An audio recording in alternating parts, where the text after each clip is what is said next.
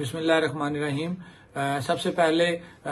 تو میں اس آج کے دن جو وقوع ہوا ہے کوٹلی کے اندر، میں اس کی پرزور مذمت کرتا ہوں اور انتہائی افسوس کے ساتھ یہ بات کرنی پڑتی ہے کہ ایک پرامن احتجاج تھا ہماری کچھ تنظیموں کا، کہ جو باقاعدہ اناؤنس شدہ ایک احتجاج تھا جس کی جموں کشمیر جوائنٹ عوامی ایکشن کمیٹی نے مکمل حمایت کا اعلان کیا تھا، اور ایک پرامن احتجاج اور احتجاج کرنے والے لوگوں کو اچانک جو ہے پولیس اور انتظامیہ کی طرف سے تشدد کا نشانہ بنایا گیا اور ان کے اوپر بھاری بھرکم شیلنگ کی گئی، لاٹھی چارج کیا گیا اور ہمارے لوگوں کو زخمی کیا گیا۔ اور اسی لاٹھی چارج کے دوران ہمارے فتح پور تھکیالہ کے جو پریزیڈنٹ ہیں یا کور کمیٹی کے جو ہمارے ممبر ہیں سردار عبدالشکور صاحب، وہ انتہائی شدید زخمی ہو چکے ہیں۔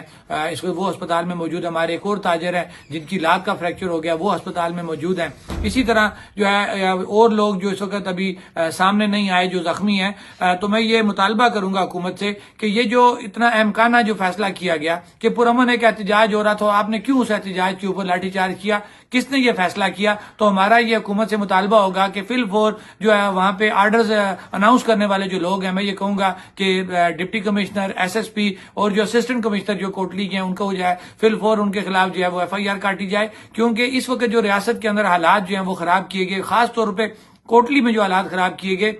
وہ کلیئر کٹ انتظامیہ کی طرف سے کیے گئے ہیں۔ اور اس سے پہلے بھی ہم بارہا یہ بات کرتے رہے ہیں کہ ہمارے 3 ڈویژن ہیں، 3 ڈویژن میں سے واحد میرپور ڈویژن ہے جہاں پہ ہمیشہ حالات کو جان بوجھ کے خراب کیا گیا۔ اگر ہم تذکرہ کریں 8 مئی کا، تو اس وقت بھی جو ہے وہ اپنا جان بوجھ کے ڈڈیال کے مقام پہ حالات خراب کیے گئے، اور آج پھر کوٹلی کے مقام پہ اس انتظامیہ کی نااہلی ہے جن کی وجہ سے جو ہے ہمارے لوگ زخمی ہوئے، شیلنگ ہوئی، پورا شہر جو افراتفری کا جو ہے وہ سما اس میں سامنے آ گیا، گاڑیاں جلائی گئیں۔ اس کی تمام تر ذمہ داری موجودہ S S P, D C اور اسسٹنٹ کمشنر جو ہے کوٹلی ان پہ بنتی ہے۔ ہمارا یہ مطالبہ ہوگا کہ ان کے خلاف کارروائی کرتے ہوئے ان کے خلاف بھی ایف آئی آر کاٹی جائے۔ جب عام بندے کے خلاف ریاست کی طرف سے ایف آئی آر کاٹی جاتی ہے تو جن لوگوں نے اس احتجاج پرامن احتجاج کو خراب کرتے ہوئے پوری ریاست کے حالات کو خراب کیا، تو وہ بھی جو ہے وہ احتساب کے کٹہرے میں آنا ان کا ضروری ہے، تبھی جو ہے وہ ریاست کا قانون جو ہے اس پہ لوگ عمل درآمد کریں گے اور اس کو دیکھیں گے۔ شوقی صاحب، یہ بتائیں کہ یہاں مظفر آباد میں کل کالے قانون کے خلاف، جسے آپ صدارتی آرڈیننس کو کالا قانون کہتے ہیں، ایک احتجاج ہو رہا ہے، اس کے بارے میں آپ کی کیا رائے ہے اور کیا آپ اس کے حصہ بنیں گے؟ دیکھیں جی، پوری ریاست کے اندر جو اس وقت کالا قانون جو صدارتی آرڈیننس نافذ کیا گیا، جس کے خلاف پوری ریاست میں مظاہرے ہو رہے ہیں، اور بالکل یہ کالا قانون جموں کشمیر جوائنٹ عوامی ایکشن کمیٹی کو کرش کرنے کے لیے، ان لوگوں کو توڑنے کے لیے، ان کو زیر بار کرنے کے لیے لایا گیا ہے۔ ریاست کے اندر کوئی ایسے حالات نہیں تھے اس سے پہلے، اگر دیکھا جائے 1.5 سالہ یہ تحریک چل رہی ہے، پرامن تحریک تھی، تو یہ کالا قانون جان بوجھ کے لایا گیا، اور ہم نے اجتماعی طور پہ اس کے اوپر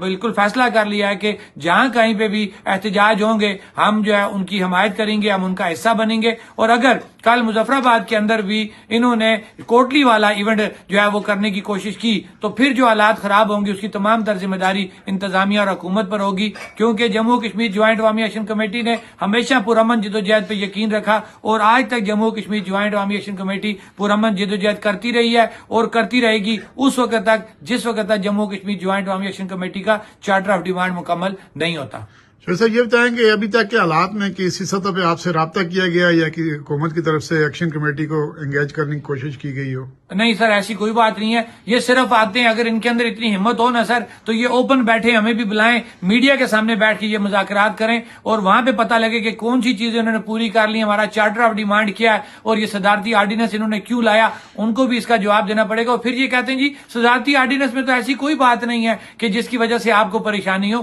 آپ تو کسی کو احتجاج کرنے کا حق ہی نہیں دے رہے۔ آپ کی صدارتی آرڈیننس کے مطابق 30 سے 40 لوگ کسی جگہ کھڑے ہو کے اپنی بات نہیں کر سکتے۔ آپ کا صدارتی آرڈیننس یہ کہتا ہے جناب کہ ہم نے احتجاج کرنا ہے، احتجاج کے لیے ہم پہلے درخواست دیں، وہ درخواست پہلے 7 دن ڈپٹی کمشنر صاحب کے آگے گھومتی رہے گی، 7 دن کے بعد وہ انکار کریں گے، پھر کمشنر صاحب کے پاس چلی جائے گی، کمشنر صاحب سے بھی اگر وہ انکار ہوتا ہے تو کسی اور صاحب کے پاس چلی جائے گی۔ انہوں نے کیا اس احتجاج کو مذاق بنا لیا؟ مطلب ہے یہی کہہ رہے ہیں کہ ہم لوگوں کو ماریں، ان کو ان کے حقوق سے روکیں، اور لوگ احتجاج جو ہے کرنے کے لیے اکٹھے بھی نہ ہو سکے۔ یہ وہ کالا قانون ہے جس کے خلاف پوری ریاست اس وقت باہر ہے، اور انشاءاللہ جس وقت تک یہ کالا قانون واپس نہیں ہوتا، یہ پوری ریاست کے اندر یہ احتجاج اور مظاہرے اسی طرح ہوتے رہیں گے۔